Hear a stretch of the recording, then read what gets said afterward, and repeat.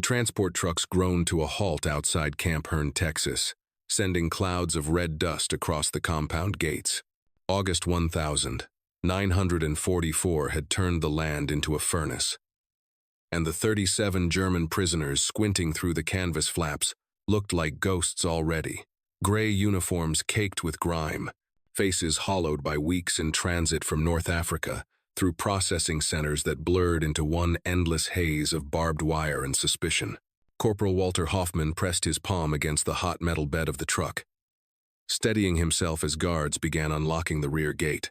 At 42, he was older than most of the others, a veteran of the Afrika Korps who'd been captured near Tunis after his unit ran out of ammunition and water in the same afternoon.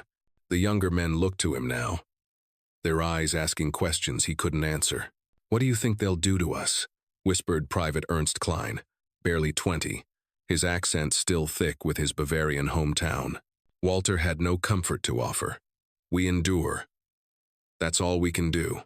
The stories had circulated through every holding cell, every overcrowded transport. Americans tortured prisoners, starved them, worked them to death in mines. The propaganda officers back home had been very clear surrender meant suffering. Yet they'd surrendered anyway, because the alternative was dying of thirst in the desert, and survival, even humiliating survival, had seemed preferable in that moment. Now, stepping down from the truck into the blazing Texas sun, Walter wasn't sure they'd chosen correctly. Captain Lawrence Bennett stood waiting, hands clasped behind his back, his uniform crisp despite the heat. He was 38, a career officer from Pennsylvania who'd spent the last year managing the camp as it expanded to house more prisoners than anyone had initially planned for. He watched the Germans file out, noting their exhaustion, the way some swayed on their feet. "Get them water," he said quietly to Sergeant Davis beside him. "And have the medic check the one in the back. He looks feverish." Davis hesitated. "Sir, shouldn't we process them first?" "Water first. The paperwork can wait 15 minutes. The prisoners stood in ragged formation, awaiting orders, awaiting violence, awaiting something. Instead, soldiers approached with canteens, offering them without ceremony. Walter took one, sniffed it cautiously, then drank. The water was clean, cold even, as if it had been stored in ice. He looked up at the American private who'd handed it to him, a farm boy with freckles and an expression of simple courtesy. "Thank you," Walter said in careful English. The private nodded. "Long trip, I bet." This small exchange, this basic human decency felt like a trap. Walter had been a soldier for 20 years. He knew how enemies worked. You dehumanized them, made them into monsters in your mind, because that made killing them easier. You didn't offer them water and make small talk. You didn't see them.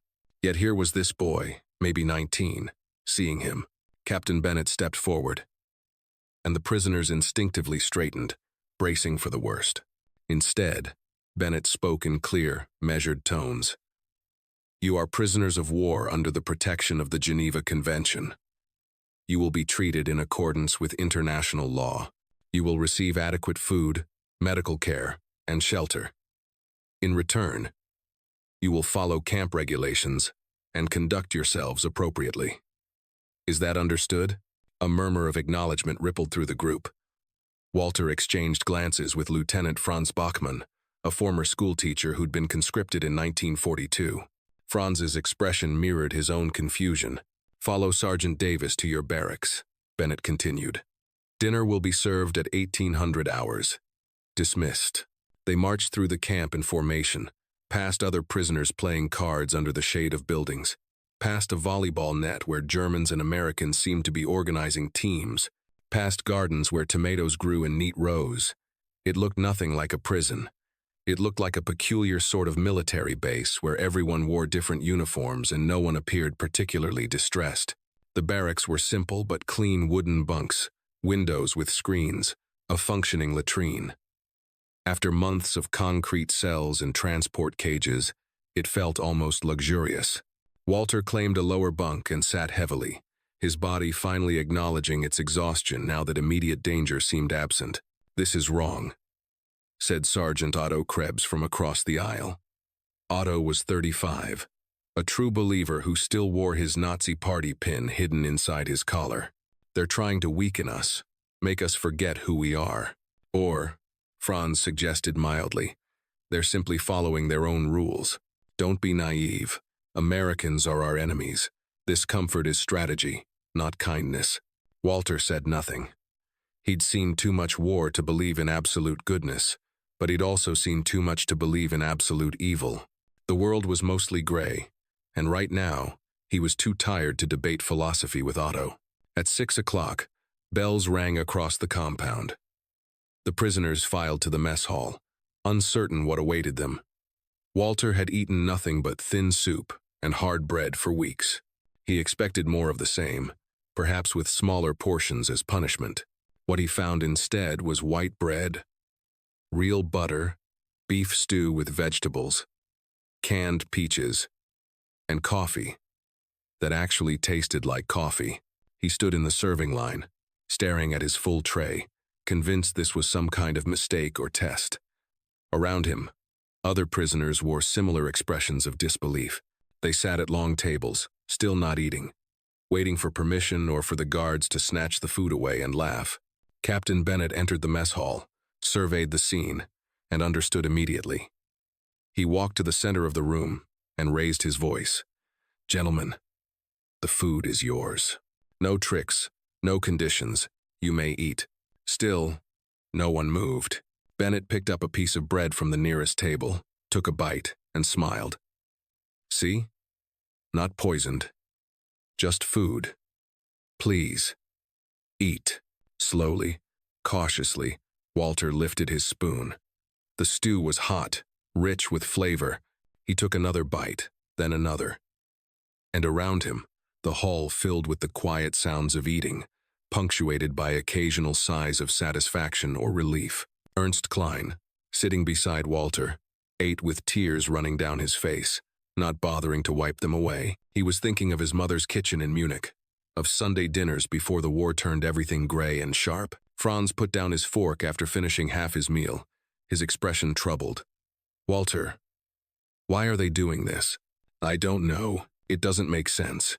We're enemies. We killed their soldiers." "Maybe," Walter said quietly. "They see a difference between soldiers and men." Across the hall, Otto ate mechanically, his jaw tight with anger or confusion, refusing to acknowledge that the food tasted good, that his body craved every bite, that kindness from Americans created a terrible conflict in the ideology he'd built his identity around. That night, lying in his bunk as darkness settled over the camp, Walter listened to the sounds of men adjusting to the impossible. Enemies who fed them. Guards who said, "Please and thank you." A prison that felt safer than any battlefield they'd known. He thought of his wife, Greta, back in Hamburg, probably standing in food lines, probably wondering if he was alive. He thought of writing to her, telling her about this place, knowing she'd never believe him. He could barely believe it himself. Sleep came easier than it had in months. Morning arrived with reveille at 6, but no one shouted them awake or kicked bunks. A soldier simply rang a bell and walked through the barracks calling, "Breakfast in 30 minutes." Walter washed at the basin, studying his reflection in the polished metal mirror. The face looking back was still gaunt, but something in the eyes had shifted overnight. The constant vigilance, the waiting for pain it had dimmed slightly. He didn't trust this feeling. Trust got you killed. Breakfast confirmed the previous night's impossible reality. Pancakes, scrambled eggs, bacon, orange juice. Real orange juice, not some chemical approximation. Walter ate methodically, treating each bite as evidence in a case he was building against his own disbelief. After breakfast, Captain Bennett addressed the assembled prisoners in the yard. "Some of you will be assigned to work details. This is not punishment, it's in accordance with the Geneva Convention, and you'll receive small wages. The work is primarily agricultural, helping local farms with their harvest. Given the labor shortage, your assistance is needed. Participation is mandatory for enlisted men, but officers may volunteer if they wish." Walter, as a corporal, would work. He didn't mind. Sitting idle made time move like syrup. That afternoon, 20 prisoners, including Walter, Franz, and Ernst boarded a truck heading to a cotton farm 15 miles from camp. Otto came too, volunteering despite being a sergeant, though his reasons seemed to involve keeping an eye on the others rather than any interest in the work itself. The truck rumbled down dirt roads past fields that stretched to the horizon, past farmhouses with children playing in yards, past a world that seemed untouched by war. Ernst pressed his face to the canvas opening, taking in everything, the normalcy of it. The peaceful afternoon light on growing things. The absence of rubble and fear. "It's like the war doesn't exist here," he murmured. "The war exists everywhere," Otto said sharply. "Don't let appearances deceive you." They arrived at a farm owned by George and Martha Harris, a couple in their 50s who'd been working the land for 30 years. George was weathered and quiet, with hands that bore decades of calluses. Martha was warmer, already walking toward them with a basket of bread and a large thermos. "Welcome," George said simply. "Appreciate the help. Cotton's ready, and we're short-handed with both our sons overseas." The irony hung in the air, their sons fighting Germans while Germans worked their land. No one mentioned it. Martha distributed cups of water and slices of bread with jam. "You boys let me know if you need anything. We break for lunch at noon. Dinner's at 5. "Thank you, ma'am," Franz said in his careful English. Several others echoed him. Otto said nothing, taking his water without acknowledgement, his face set in rigid disapproval. The work was hard but honest, picking cotton under the relentless sun, filling sacks that bent their backs, moving through rows in a rhythm that became almost meditative. Walter found unexpected peace in it. The cotton didn't care who picked it. The earth didn't recognize uniforms. For a few hours, he was simply a man doing work, and that simplicity felt like freedom.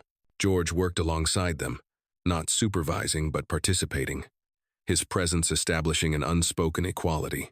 When one of the prisoners, a young man named Klaus, began to flag in the heat, George noticed immediately. "Klaus, take a break in the shade there. Drink more water." Heat stroke's no joke. Klaus hesitated, looking to Walter for permission, still operating under military hierarchy even here. Walter nodded, and Klaus retreated gratefully to the shade of an oak tree. At noon, Martha rang a bell and everyone gathered under a large awning behind the farmhouse.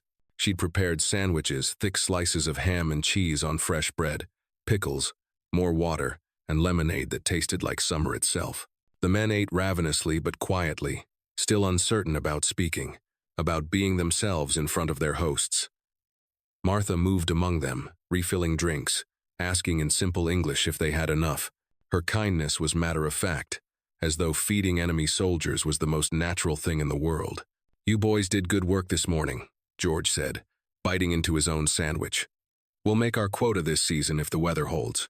Franz gathered his courage. "Your sons, sir, they are safe?" George's expression clouded briefly. "Last we heard, they were. Robert's in France somewhere, and Thomas is in the Pacific. We pray for them every night." The silence that followed was complicated. These men had fought in France. Some might have fought against Robert. The mathematics of war, of who killed whom, was impossible to calculate and terrible to contemplate. "We pray they come home safe," Walter said quietly. It was the only truth he could offer. George met his eyes and nodded slowly. "I appreciate that." They returned to work in the afternoon heat, and Walter noticed Otto watching him with something between contempt and confusion. That evening, as they rode back to camp in the truck bed, Otto finally spoke. "You're collaborating. All of you. Praying for American soldiers? Have you forgotten our comrades who died?" "I've forgotten nothing," Walter said evenly. "But these people have shown us decency. The war made us enemies. It doesn't mean we must remain inhuman. Sentiment like that is why we're losing." Franz turned to Otto with unusual sharpness. "No. Sentiment like yours is why we're losing.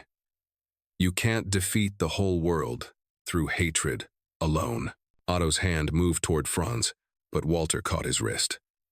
"Enough. We're prisoners. The fighting's over for us. Let it be over." The tension held for a moment. Then Otto jerked his arm free and moved to the far end of the truck, sitting alone in his anger and his unraveling certainty. Camp Hearne developed its own rhythm over the following weeks. Work details rotated. Some men went to farms, others helped maintain the camp itself, or worked in workshops making furniture and crafts that would be sold to fund the camp's amenities. The prisoners received small wages, enough to buy cigarettes, writing paper, and occasional treats from the camp store. Walter discovered he had a talent for carpentry, having learned the basics from his father before the Depression pushed him into the army. He spent his days building storage crates and simple furniture, finding satisfaction in creating rather than destroying, in making things that would outlast him. One evening, Captain Bennett visited the workshop. Walter looked up from the chair he was assembling. Immediately tensing officer visits usually meant trouble. "At ease, Hoffman," Bennett said. "I'm not here on official business. I heard you were skilled with woodwork. My father was a carpenter, sir. I learned from him." Bennett nodded toward the chair. "That's fine work. I wonder if you'd be willing to take on a special project. My daughter's birthday is next month, and I'd like to give her a bookshelf. I'd pay you for it, of course, beyond your regular wages." Walter blinked, processing this. An American officer wanted him to build furniture for his daughter. The absurdity and the trust implicit in the request left him momentarily speechless. "I would be honored, sir," he finally said. "Excellent. I'll bring you the dimensions tomorrow." Bennett started to leave, then paused. "Hoffman, I've read your file. You were conscripted in 1926, served before the Nazis took power. You're not one of the fanatics. No, sir. I'm just a soldier who did what his country asked. That's most soldiers, I think." Bennett's expression was thoughtful. War makes us forget that sometimes. The enemy becomes a monster in our minds. Easier that way, but less true, Walter said quietly. "Yes, less true." Bennett nodded and left, and Walter returned to his work with hands that shook slightly, not from fear but from the strange emotion of being seen as a person by someone who had every reason to see only an enemy. That night, Walter took out the precious writing paper he'd bought and began a letter home. The letters were censored. Of course, anything sensitive would be blacked out, but the camp command had encouraged them to write, to maintain connections to families who probably imagined far worse conditions than reality. "Dear Greta, I am safe. I am in Texas, America, in a place that is difficult to describe because you will think I am lying, or that the censors have forced me to write pleasant falsehoods. But I must try. We have food, real food, more than we had in the army. We have beds and showers and medical care. The Americans treat us in accordance with their laws, which seem to value human dignity, even for enemies. I know this sounds impossible. A month ago, I would not have believed it myself. I work on a farm now, picking cotton with others. The farmer and his wife feed us lunch every day. They have sons fighting overseas, perhaps against our own men, yet they share their table with us. Yesterday, the wife, Martha is her name, asked me about you, about our children. When I showed her your photograph, she smiled and said, "You looked kind." She said she hopes you are safe and that we will be reunited soon. I think about that conversation often. In this war, we have been taught to hate, to fear, to destroy. But here, in this small place, I am reminded that beneath the uniforms and the politics and the propaganda, we are all just people hoping for simple things. Safety, food, a chance to see our loved ones again. The farmer's name is George Harris. He is teaching me about cotton and soil and the particular challenges of Texas weather. He works beside us, not above us. Yesterday, he asked about my father, about his carpentry. We talked for 20 minutes about different types of wood, about joinery techniques, about the satisfaction of making something with your hands. It was the most normal conversation I've had in years. I don't know what this means for the war, or for us. I only know that when I return home, I will be different than when I left. I have seen that enemies can choose to be human to each other. I have learned that kindness is not weakness, that it takes a different kind of courage to treat prisoners well than to treat them cruelly. Tell the children I think of them every day. Tell them their father is learning that the world is bigger and more complicated than any of us were taught. Tell them that even in the darkest times, some people choose light. I love you. I will come home. Walter. He folded the letter carefully, knowing the censors would read every word. Not caring. It was the truth. And the truth was what he needed to send. The next morning, he submitted it to the mail office. The soldier processing letters, a corporal named Henderson, glanced at it and smiled slightly. Texas. Treating you well, huh? Better than I expected. Yes, good. My brother's in a German POW camp somewhere in Poland. I hope they're treating him half as well as we treat you. Walter felt the weight of that hope. The fragile reciprocity that maybe, just maybe, his decent treatment here would echo somewhere across the ocean, would encourage someone to see Henderson's brother as human too. It was naive, perhaps, but it was something to hold on to. September arrived with slightly cooler temperatures. Though Texas remained stubbornly hot, the work continued, the routine solidified, and the prisoners began to allow themselves to believe that this strange kindness was sustainable, not just a temporary trick waiting to be revealed as cruelty. On a Saturday, the camp allowed Sundays off and half-days on Saturdays. Walter was in the workshop, putting finishing touches on the bookshelf for Captain Bennett's daughter, when Martha Harris arrived at the camp gate with her husband. They'd brought a basket and were asking to see Walter specifically. Sergeant Davis came to fetch him, his expression curious. You've got visitors, Hoffman. That's unusual. Walter wiped the sawdust from his hands and followed Davis to the visiting area, a screened pavilion where prisoners could meet with approved guests. George and Martha stood as he approached, and Martha's face lit up with a warm smile. Walter, hello. I hope we're not disturbing you, she said. Not at all, Mrs. Harris. It's good to see you both. They sat, and Martha opened the basket, revealing a birthday cake covered in careful frosting. Today is our son Robert's 23rd birthday. We can't be with him. Don't even know exactly where he is. But we baked this anyway. It felt important. And then, Martha had an idea. I thought we might share it with you boys. Martha interrupted gently. Robert would appreciate that, I think. He always had a generous spirit. Walter stared at the cake, overwhelmed. Mrs. Harris, you don't need to. I know we don't need to. We want to. You're far from home, too. And someone should celebrate birthdays, even in times like these, George added gruffly. Besides, you all work hard. You've helped us keep the farm running. This is just proper appreciation. Martha cut slices and passed them around to the dozen or so prisoners in the visiting area, along with several American guards who happened to be nearby. The cake was vanilla with raspberry filling, sweet and perfect, and Walter ate his slice slowly, savoring not just the taste but the impossible kindness of this moment. Enemy farmers, celebrating their absent son by feeding enemy soldiers. Ernst Klein, eating beside Walter, whispered, This is the best thing I've tasted in 5 years.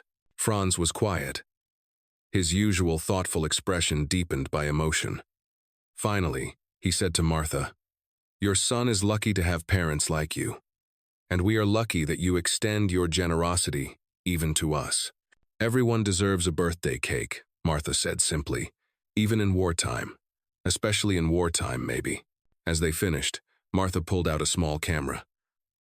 Would you boys mind if I took a photograph? For Robert, when he comes home, I want to show him that even when things were difficult, we found ways to celebrate, to be kind. The prisoners agreed, arranging themselves somewhat awkwardly.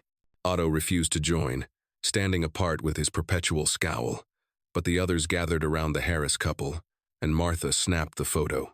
Germans and Americans, enemies and friends, united for one moment by cake and complicated compassion. After the Harrises left, Walter returned to the workshop in a contemplative mood. Captain Bennett appeared shortly after, inspecting the completed bookshelf with obvious satisfaction. Hoffman, this is beautiful work. Better than I hoped for. Thank you, sir. I enjoyed making it. Bennett ran his hand along the smooth wood, testing the joints. My daughter will treasure this, and I'll tell her it was made by a skilled craftsman who happened to be on the other side of the war. He looked at Walter directly. You know what I hope? I hope she grows up in a world where that story seems strange because wars like this don't happen anymore. That would be a good world, Walter agreed. I lost my brother in Normandy, Bennett said suddenly. Lieutenant Thomas Bennett. He was 26. Sometimes I look at you prisoners, and I feel angry. He's dead. And you're alive, eating cake and building furniture. It doesn't seem fair. Walter stood very still, letting Bennett speak. But then I remember Tom wasn't angry. He was scared sometimes, but never hateful. In his last letter, he wrote about a German soldier they'd taken prisoner. Just a kid, really, who cried because he'd lost his glasses and couldn't see. Tom gave him a spare pair they'd found in an abandoned house. He wrote, "I think the war is turning us all into either monsters or saints, and I'm determined to choose saints." Bennett's voice roughened. "So when I want to be angry at you, I remember Tom's choice, and I try to choose the same." "I'm sorry about your brother," Walter said quietly. "My own brother died at Stalingrad. He was 24.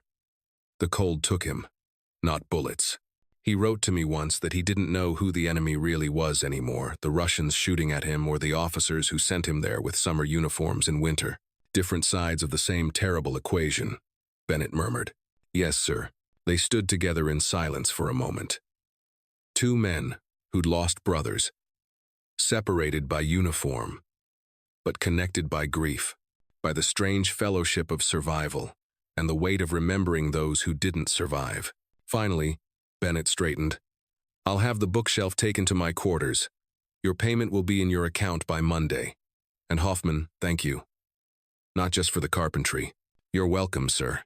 After Bennett left, Walter sat alone in the workshop, thinking about birthday cakes and dead brothers and the ways people chose to be human even when the world encouraged them to be anything but. Winter came to Texas with merciful coolness.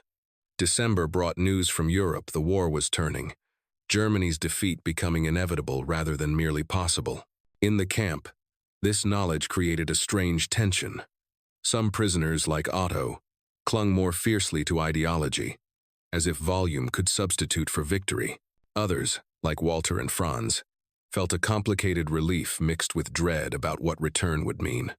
Returning to a destroyed country, to cities reduced to rubble, to families who might not have survived. Captain Bennett announced that the prisoners would be allowed to celebrate Christmas within certain restrictions. They could decorate the barracks, sing carols, and hold a special service. The camp would provide a tree and additional rations for a Christmas meal.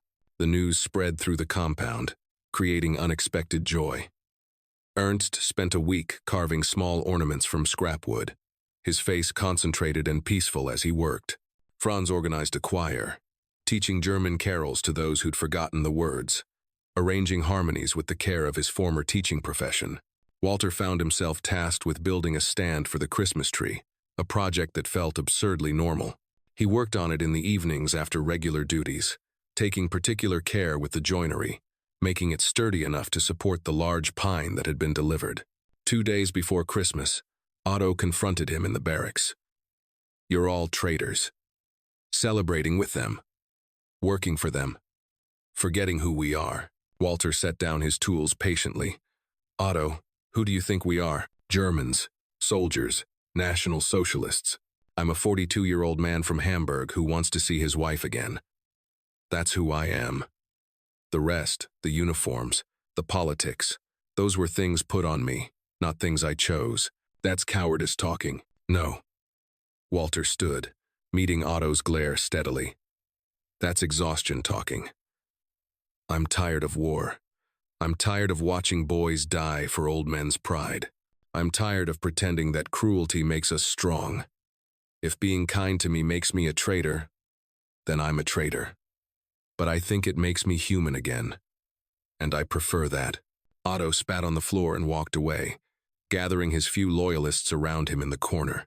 They were a shrinking group, their ideology unable to withstand the daily proof that everything they'd been taught about Americans, about enemies in general, was more complicated than propaganda allowed.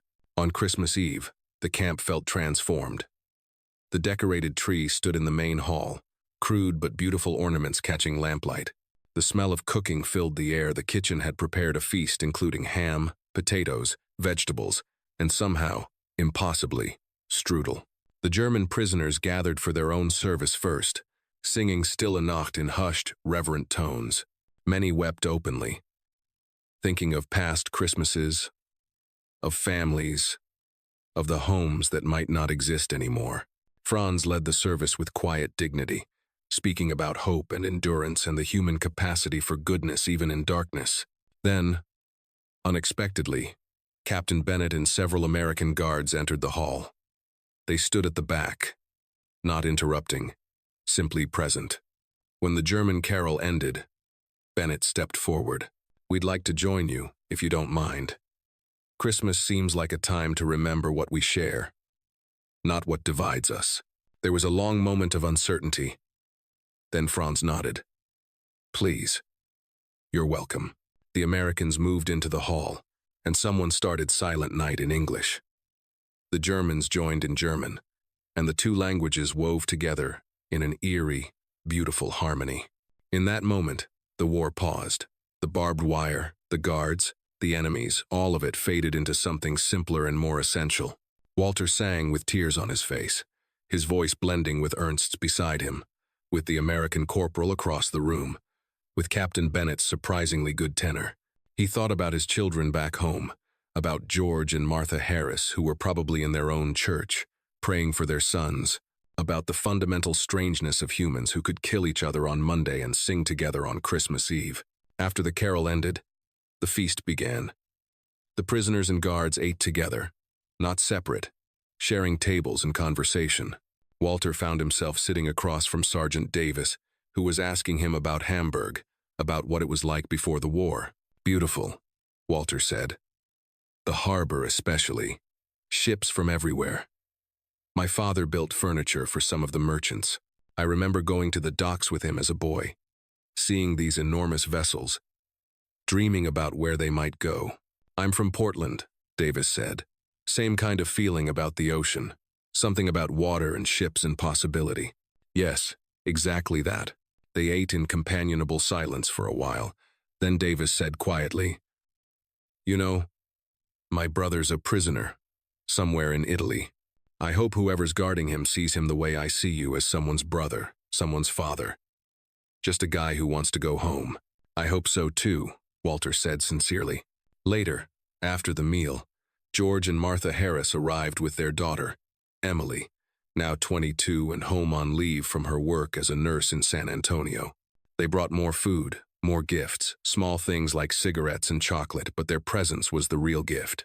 Martha moved through the hall like a benevolent force, talking to prisoners, asking about their families, showing photographs of her sons. Emily followed, quieter but equally kind, her medical training making her stop to examine Klaus, who'd been coughing for weeks. "You need to see the camp doctor," she told him firmly. "That's bronchitis, probably. Don't let it get worse." Klaus nodded shyly, overwhelmed by the attention from this pretty American nurse who treated him like any patient rather than an enemy. George found Walter and pulled him aside. "I wanted you to know that letter you wrote home. The one about our farm. My wife keeps a copy of what the censors allowed through. She reads it sometimes when she's worried about Robert. Helps her remember that somewhere, maybe someone's being kind to our boys too." Walter felt his throat tighten. "That means more than I can say. You're a good man, Walter Hoffman. The war's almost over. When you go home, you build that good life you're fighting for. And if you ever find yourself back in Texas, you've got a place at our table." They shook hands, and Walter held on a moment longer than necessary, trying to convey gratitude that words couldn't capture. As midnight approached, Captain Bennett raised his cup, just water, but the gesture carried weight. "Gentlemen, to peace. May it come soon, and may we all remember that our enemies were never monsters, just men on the other side of terrible circumstances. To peace," echoed around the hall in two languages, and they drank together, prisoners and guards, Germans and Americans, enemies who'd somehow become something more complicated and more hopeful. Otto refused to participate, sitting alone in the barracks, his anger the only warmth he'd allow himself. But he was alone now. Even his few supporters had drifted toward the light and food and strange companionship of that Christmas gathering.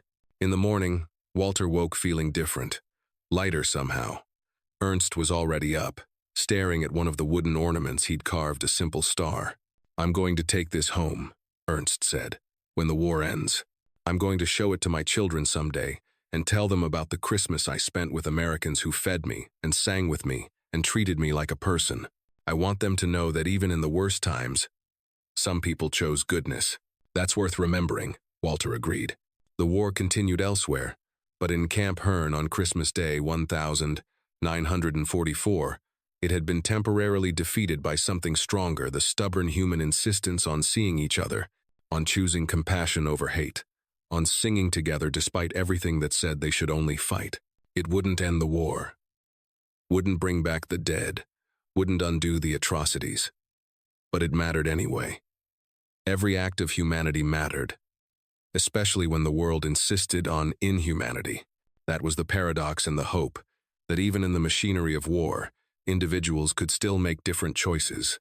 May 1945 brought victory in Europe, and with it, an uncertain future. The prisoners gathered in the main hall to hear the official announcement Germany had surrendered. The Third Reich was over. The reaction was complicated. Some men wept with relief. Others sat in stunned silence. A few, like Otto, looked as if they'd been hollowed out. Their entire worldview collapsed into ash and questions. Walter felt mostly emptiness. The war was over, but what did that mean? His country was occupied. His city probably destroyed. Were Greta and the children alive? The Red Cross had confirmed they'd survived the bombings as of March, but that was 2 months ago. Anything could have happened. Captain Bennett addressed them with his usual measured dignity. "You'll remain here for now. Repatriation will take time. There are millions of prisoners to process and transport. But you will go home. That's a promise." "Home to what?" Franz asked quietly, voicing what everyone wondered. No one had an answer. The work continued because there was nothing else to do. Walter still worked at the Harris farm 3 days a week, though now the war's end hung over every interaction, making everyone aware this arrangement was temporary. One afternoon in June, as they finished harvesting wheat, George sat down beside Walter in the shade. Both men drinking water, both tired from the physical labor. "So you'll be heading back eventually," George said. "Yes. When they allow it. What will you do? In Germany?" Walter wiped his brow. "Find my family first. Then, I don't know. Rebuild, I suppose. If there's anything left to rebuild, you've got skills. Good carpenter, hard worker. You'll manage. Maybe." Walter hesitated, then asked what had been bothering him for months.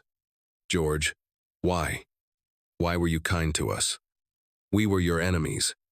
We fought against your sons." George was quiet for a long moment, staring out at the fields.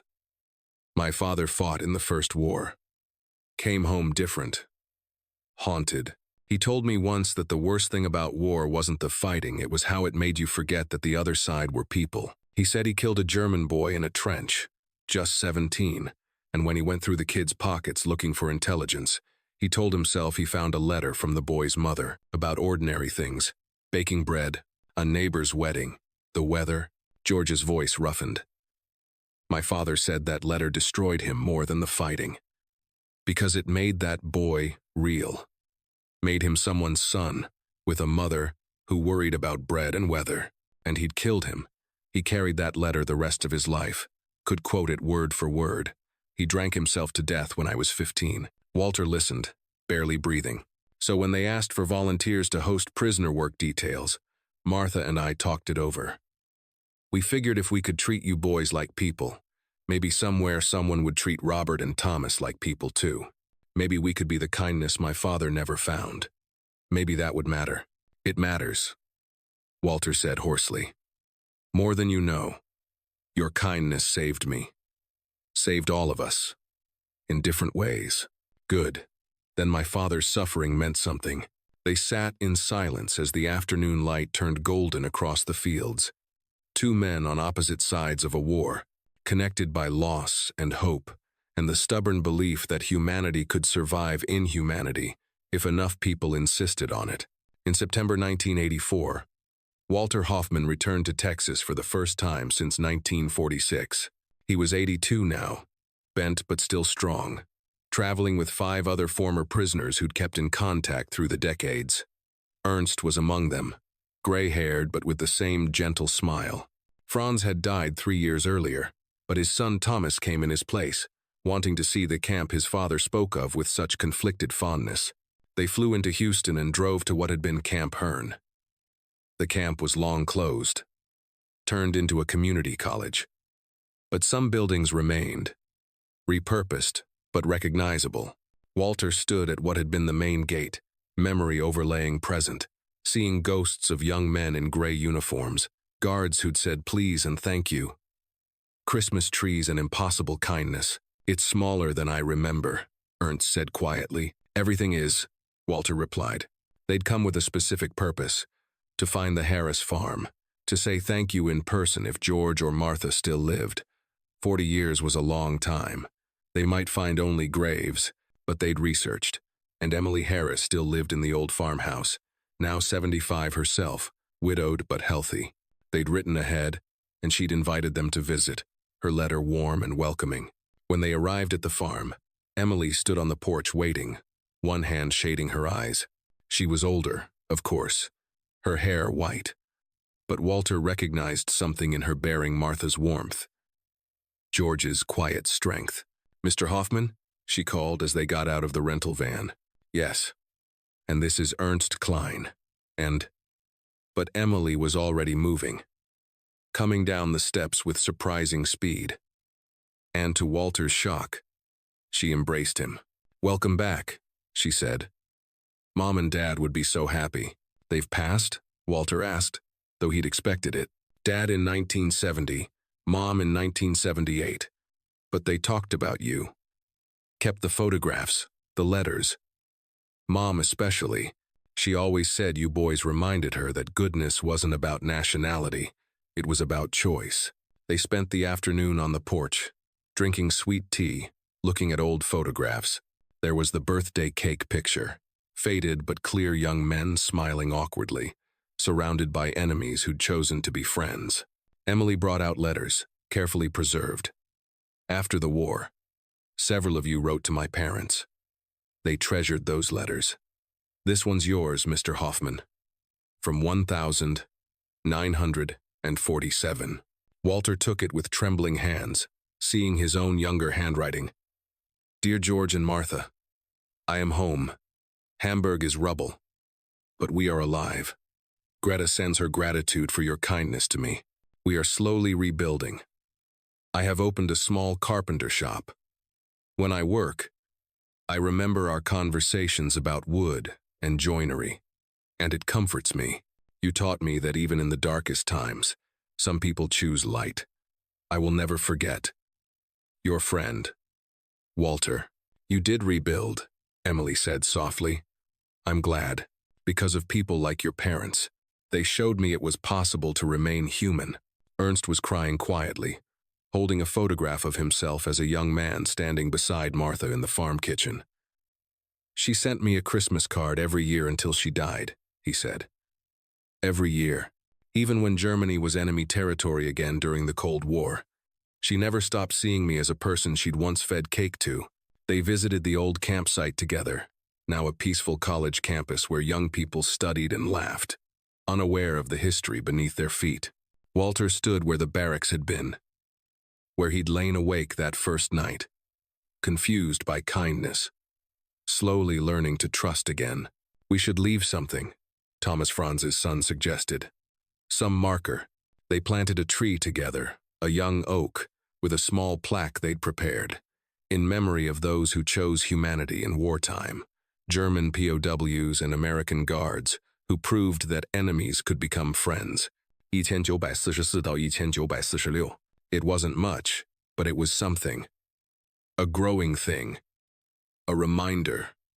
A hope. That evening, back at Emily's farmhouse, she showed them her father's workshop, preserved exactly as he'd left it. Tools hung on pegboards, wood stacked carefully, everything organized with a craftsman's precision. "He taught me some woodworking," Emily said. "Said he learned a lot from you, Mr. Hoffman, about different European techniques. Walter ran his hand along the workbench, feeling decades collapse. He taught me too, about American ingenuity, about making do with what you have. He said something once. Near the end, Emily continued. He said the boys who worked our farm during the war gave him more hope than any news report, because they proved that ordinary people could resist hatred, could choose to be kind even when everything told them not to be. He said that was the real victory. Walter nodded, unable to speak past the emotion tightening his throat. They left the next day, driving back to Houston, but Walter felt he'd completed something important, some loop that needed closing. He'd come back to say thank you, but he'd also come to prove that the kindness hadn't been wasted, that he'd built a good life because people like the Harrises had helped him remember he was worth saving. On the plane home to Hamburg, Ernst said, "We should write this down, the story, so people know it happened." "People know," Walter replied. "There are records, photographs, documents, but do they understand? Do they know what it felt like? Standing in that camp that first day, expecting hell and finding humanity instead?" Walter considered this. Maybe we write it for ourselves then, to remember why choosing kindness matters, especially when the world says to choose hate. Walter Hoffman died in 1991 at the age of 89, surrounded by his children and grandchildren in the Hamburg apartment he'd lived in for 40 years. His carpenter shop had been successful enough to support his family comfortably, and in his final years, he'd taught his grandson the craft, passing on not just techniques but philosophy, that making beautiful things was a form of resistance against destruction, that treating people well was the only victory that really mattered. In his will, he left instructions that his ashes be divided. Half would be scattered in Hamburg Harbor, where he'd played as a child. The other half would be sent to Texas, to Emily Harris, with a request that they be scattered at Camp Hearne, at the site where he'd learned to be human again. Emily honored this request, standing at the old campsite with her own children and grandchildren, scattering ashes beneath the oak tree they'd planted 7 years earlier. She read from one of Walter's letters, the one he'd written in 1944 about kindness being a different kind of courage. "This man," she told her family, "was technically my country's enemy, but he taught me more about humanity than most friends, because he proved that who we are isn't determined by which uniform we wear or which flag we salute. It's determined by how we treat each other when we have every reason not to be kind." The oak tree grew. The college expanded. Students studied and lived and loved on ground where prisoners and guards had once proven that enemies could sing together, could share meals, could choose each other's humanity over ideology's demands for hate. In a small museum in Hearne, Texas, there's a permanent exhibit now. Photographs, letters, artifacts including a carved wooden star made by Ernst Klein, and a small bookshelf built by Walter Hoffman. Visitors come, mostly local schools, and they learn about this strange pocket of wartime, this place where something different happened. The exhibit's final panel quotes Captain Lawrence Bennett from a memoir he wrote in 1979. "The war taught me how to fight. Camp Hearne taught me how to live. The prisoners we guarded were men, just men. And treating them well didn't make us weak. It made us remember who we were, what we were supposedly fighting for. A world where people had dignity, where enemies didn't have to remain enemies forever, where even in darkness, some people kept choosing light. Decades pass. The people involved die, but the story persists because it offers something essential. Proof that humanity survives inhumanity if enough people insist on it, that individual choices matter even in the machinery of war, that kindness is never defeated because it seeds itself in memory and grows in the retelling.